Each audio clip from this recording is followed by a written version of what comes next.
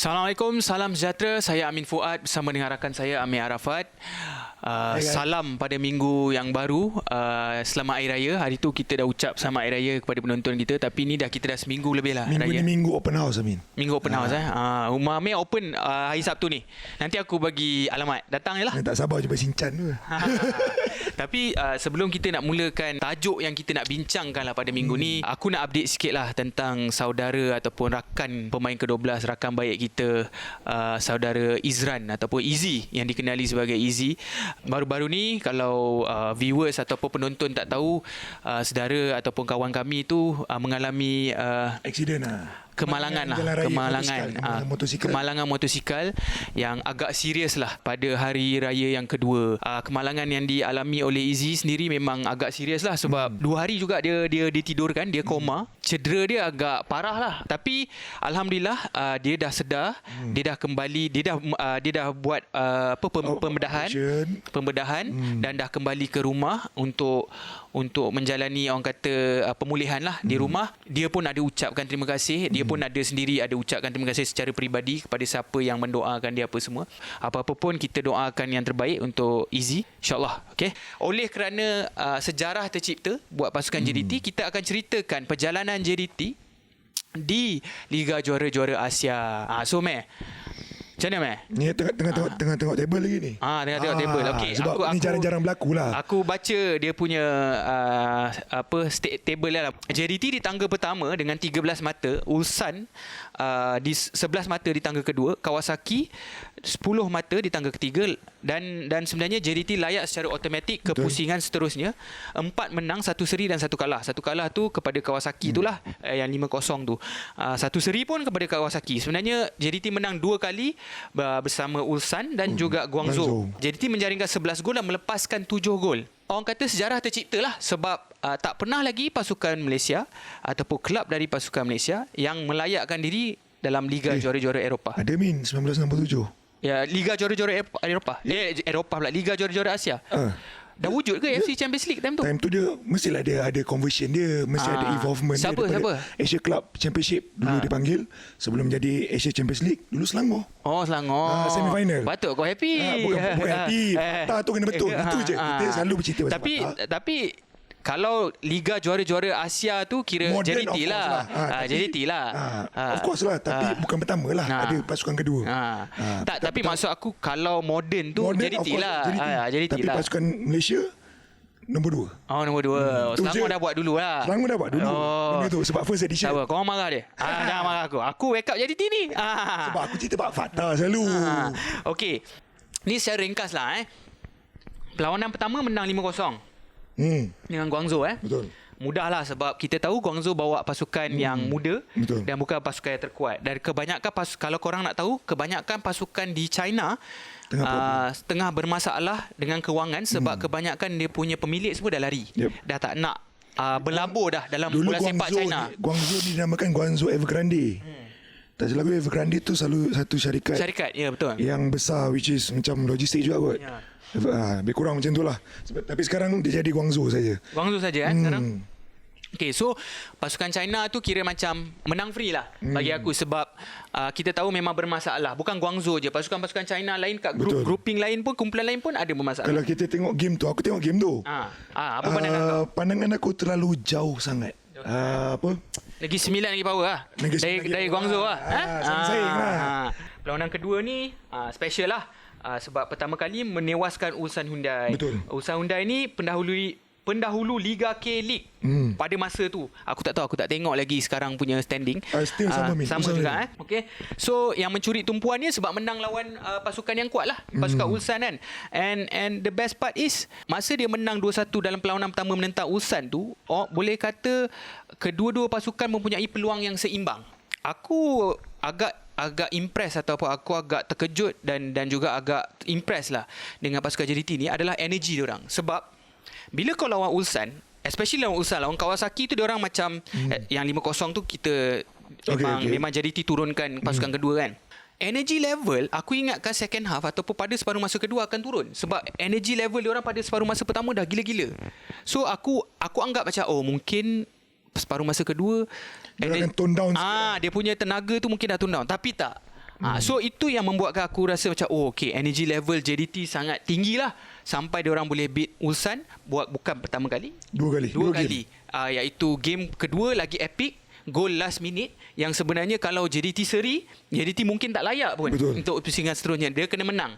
So itu pun yang game kedua, aku cerita teruslah game kedua tu apa yang aku rasa. Game kedua tu pun aku rasa macam seimbang, tapi sebenarnya JDT mempunyai satu, orang kata clear cut chances tu peluang yang lebih baik daripada Ulsan, tu satu.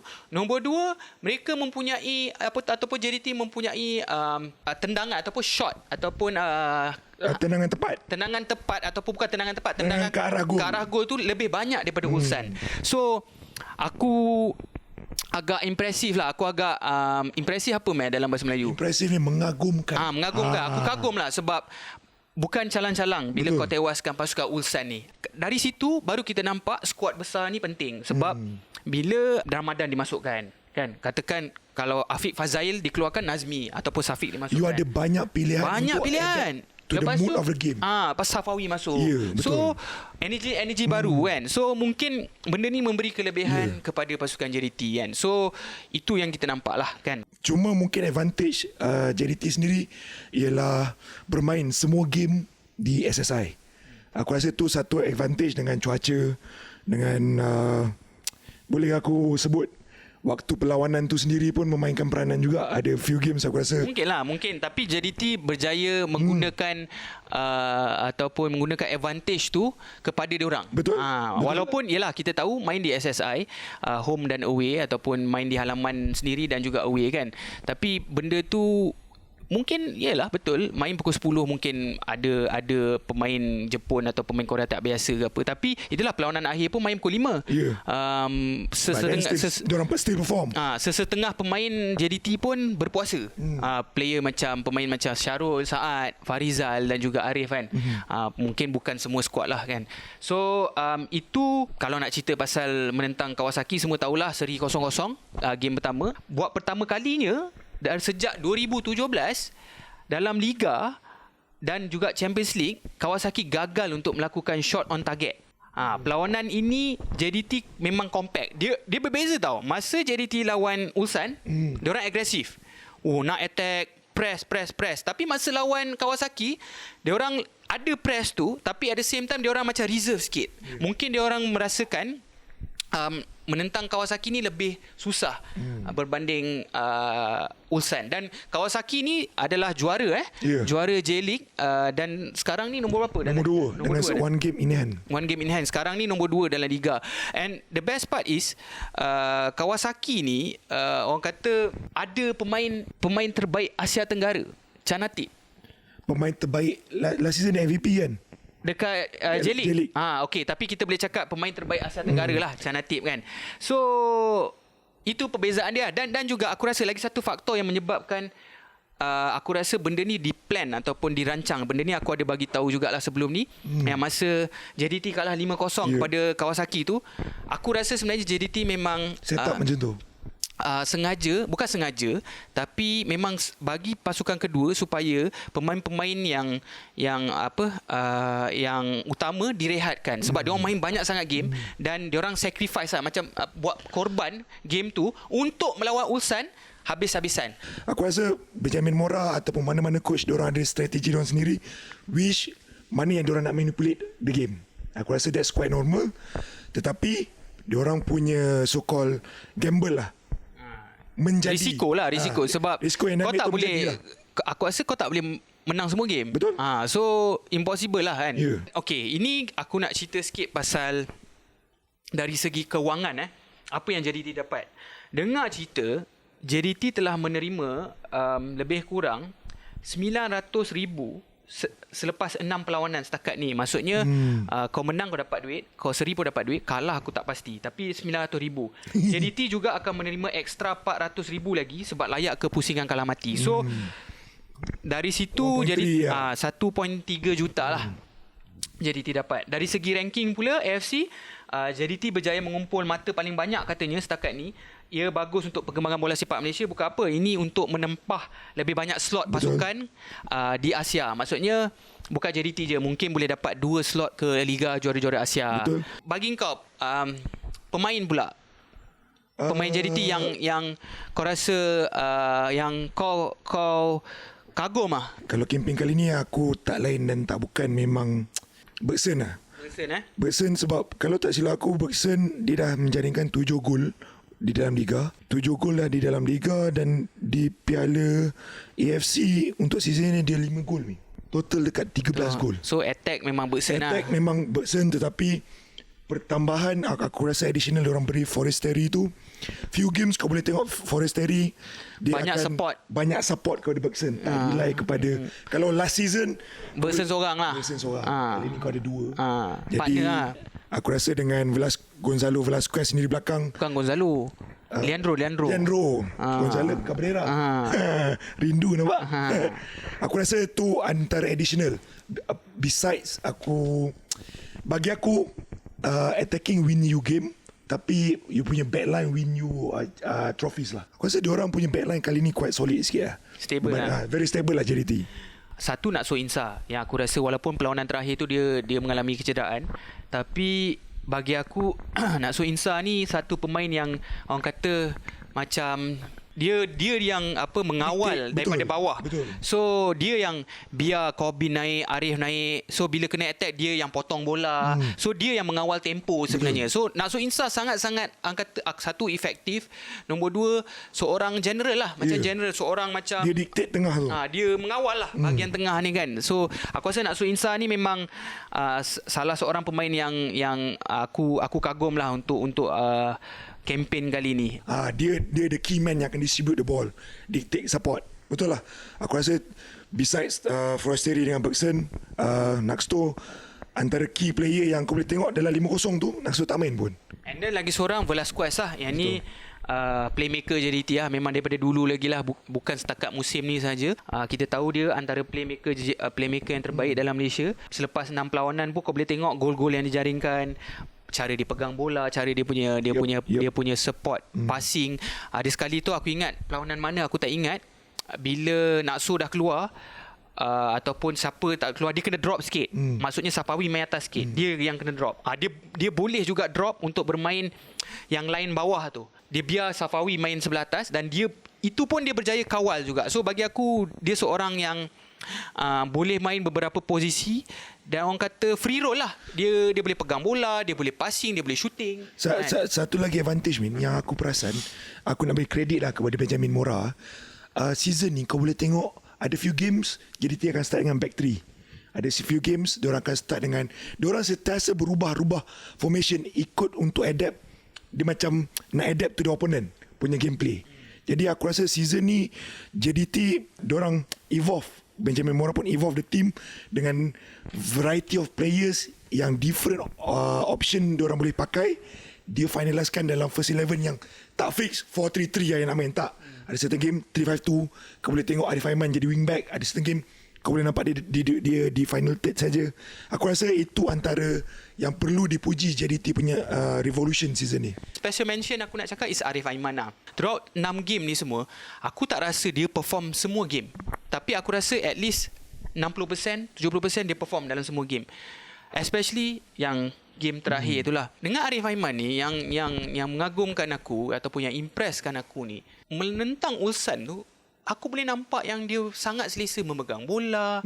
Pemain, bila kau boleh nampak pertahanan tu tak berani nak masuk pun, sebab dia tahu kalau dia masuk dia kena makan. Confirm. So jarang tau aku nak tengok pemain Malaysia, pemain Jepun dengan pemain ataupun pemain Korea takut nak masuk. Selalunya kita punya pemain bila pegang bola nampak kekok. Tapi Arif tak tahu. Dalam game tu especially, dia bagi aku dia man of the match lah. Game terakhir tu. Dia bagi aku terfikir macam sebenarnya Arif Aiman ni bila-bila je dia boleh main Liga Korea dengan Liga Jepun. Potensi untuk dia main di level yang di Jepun ataupun Korea ada. Faham tak? Secara konsisten tu kita tak boleh tahu lagi, sebab benda tu memakan masa lagi kan. Yang bahayanya untuk Arif lah bagi aku lah, dia mempunyai potensi. Cinggir. Bukan cinggir. Bagi cinggir tu takkanlah pemain bola tak boleh ada girlfriend, betul tak? Betul lah. Kan? Logiknya takkan tak boleh kan. Dia orang pun nak kahwin. Tapi untuk aku kan, orang cakap macam itu pun kecoh lah pasal Arif Aiman. Kalau tak dapat tawaran yang bagus, buat apa dia nak keluar. Macam bagi aku lah, kalau dia dapat tawaran di Jepun, di Korea, tawaran yang bagus, level yang lebih tinggi, kalau aku jadi dia, memang aku akan pergilah. Itu satu. Sebab yang bahayanya, Matt, bila kau tak main AFC Champions League setiap minggu, kau main level balik Liga Malaysia, kau lawan dengan Fazli Mazlan, kau lawan dengan mungkin Arif Fazilah, level dia tak sama, Matt, dengan apa yang kau hadap. Faham tak? Untuk Arif Aiman develop dengan lebih baik, dia kena berhadapan dengan oponen ataupun pihak In lawan with out punya. yang setiap minggu. Setiap minggu. Baru kau boleh nampak. Sebab kalau orang kata Alamin, dia dah terbaik dah. Memang aku berani cakap mungkin dia terbaik dekat dalam Malaysia. Asia Tenggara mungkin belum lagi. Itu kita tak boleh lah kata. Itu Chan Natib ada. Siapa lagi? Supacok, Ifan Fandi di Thailand kan. But aku boleh kata kan, tak tahulah, ini mungkin aku dreaming lah, aku bermimpi lah. Kalau dia boleh bersaing di Liga Jepun satu hari nanti, which aku tak tahu whether dia akan pergi ataupun JDT bagi dia pergi ke tak. Bukan aku nak kata JDT ni tak bagus. Sebab benda ni bahaya untuk JDT juga. Betul. Sebab kalau JDT main AFC Champions League punya level every week, setiap minggu, JDT akan jadi lagi lebih hebat. Silap-silap boleh menang. Betul. Tapi kita kena akui, level Liga Malaysia bukan level AFC Champions League. Betul. So bagi aku, orang kata Arif, biarlah dia main sini dulu. Okay, fine, kau nak biar dia main sini dulu. Tapi aku nampak potensi dia boleh pergi lagi jauh. Kalau betul dia excel kat Jepun, sebab aku nampak potensi tu sangat ada. Dia boleh lepas Jepun, lepas tu baru boleh pergi Sebab Eropah. dia pun baru 19. Dia baru 19 Kalau dia 20 pun, 21 pun, still young. Cabaran seterusnya JDT akan menentang pasukan dari Jepun, Urawa Reds, untuk pusingan kalah mati. Okay, meh.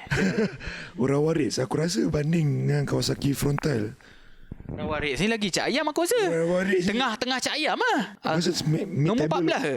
Nombor 14 ke nombor 13 dekat dalam J-League. Tak salah aku. Musim lalu menduduki tangga ke-6 J-League. Kenapa dia masuk Liga Juara-Juara Asia? Sebab dia menang menjuarai Piala Emperor di Jepun tahun lepas. So kalau kau tanya aku, bukan dalam condition yang terbaik lah sebenarnya Urawa ni. Dalam grouping pun dia orang dapat nombor 2. Di belakang Daegu, di belakang pasukan Korea. So aku rasa antara pemain yang kita kenal lah, aku tak tahu korang kenal ke tak, tapi yang ni aku kenal lah, yang berada dengan pasukan Urawa ni, adalah Hiroki Sakai. Pemain pertahanan yang pernah tak kan, itu Yoshida. Yang ni Hiroki Sakai ni dia pernah bermain kat Jerman di Perancis bersama pasukan Marseille. Dan juga sebelum ni legenda Jepun Shinji Ono juga pernah menyarung jersey pasukan Urawa. Kalau kau tanya aku, dengan keadaan Urawa sekarang ni, peluang agak cerah lah kot untuk pasukan kena makan ni. Untuk pasukan JDT. Kalau JDT perform macam hari tu, aku rasa Urawa boleh kena makan lah. Tapi still 50-50 sebab pasukan Jepun pun reputasi dia besar kan. Sejujurnya hari tu game dengan Kawasaki Frontal tu macam terlalu first game kau tengok, and then second game kau nampak memang JDT berjaya menyaingi. Sekarang dengan Urawa Reds yang di nombor 14, aku rasa menang dalam liga pun baru 2 menang daripada 11 game. Aku rasa Urawa akan struggling lah lawan JDT. Tak tahulah, mungkin lah. Mungkin ini peluang. Kalau aku rasa dalam kalau aku jadi Benjamin Mora, aku buat macam ni lah. Aku buat macam ni. Tapi belakang tabir lah. Dia tunjuk lah. Ini peluang peluang ni nak kalahkan ni. So ini percayaan terbaik, dan aku ucapkan tahniah. Dan mungkin penyokong JDT boleh happy sikit. Kita pun dah cerita sikit macam mana apa yang kita rasa kan. So apa lagi topik nak kita orang discuss? Macam Amir pun tadi dia dah bagi tahu fakta pasal Selangor tu. Kau ingat tu. So kita akan jumpa lagi di episod yang akan datang. InsyaAllah doakan rakan kita. Betul. Easy. Hopefully ataupun harap-harapnya beliau akan kembali pulih seperti biasa, kembali bersama kita di studio. InsyaAllah kita akan jumpa lagi di episod akan datang. Assalamualaikum, salam sejahtera. Terima kasih.